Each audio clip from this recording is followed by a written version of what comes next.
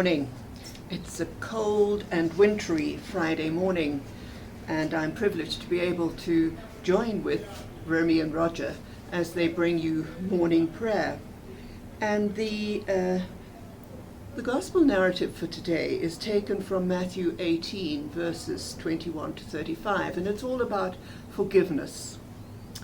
Forgiveness. What a troublesome word that is. Truth told, we probably all feel we are experts on forgiveness, perhaps remembering the many times others have forgiven us, but maybe not so much the times we have forgiven others. Forgiveness is easier said than done. No one really finds it easy to apologize or admit wrongdoing, or if we do, our empathy has its limits. Being corrected is painful, for it brings to mind how we have failed, especially how we have let down those we love.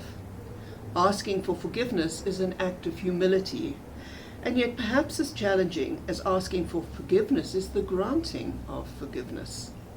After all, forgiveness heals relationships by requiring us to let go, to turn the page, to refuse the right to hold on to bitterness and anger.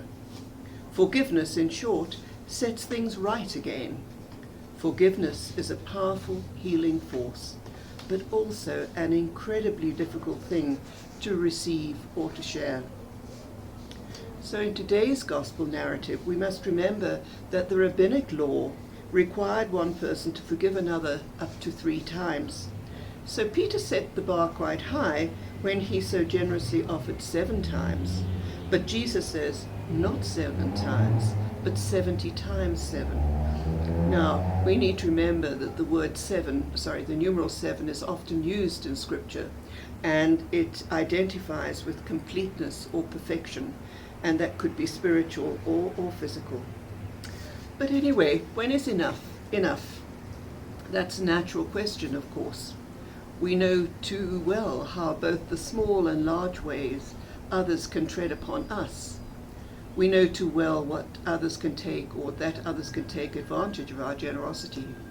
We know too well the sting of constant affront.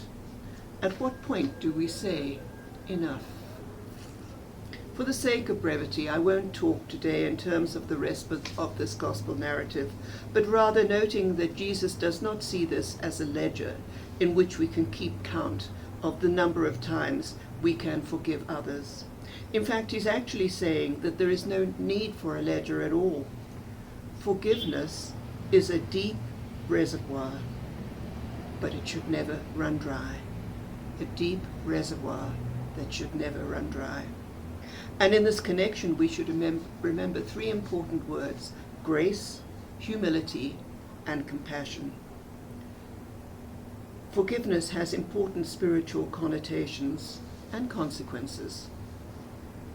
Forgiveness is neither optional nor contingent.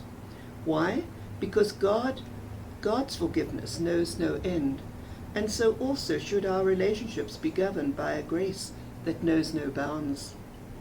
Of course, Jesus' teachings on forgiveness could well be abused. Forgiveness does not mean allowing others to hurt us or giving in to people just because they are bigger or stronger or in any way more powerful than we are. Rather, forgiveness should always be a voluntary gift of grace, a reflection of God's love. It says a lot about who we are, doesn't it? God's created beings, made in his image. That doesn't mean we must accept abuse from others just because we have a different point of view. Our words and actions speak genuinely about reconciliation and healing. Be safe, be blessed. Amen.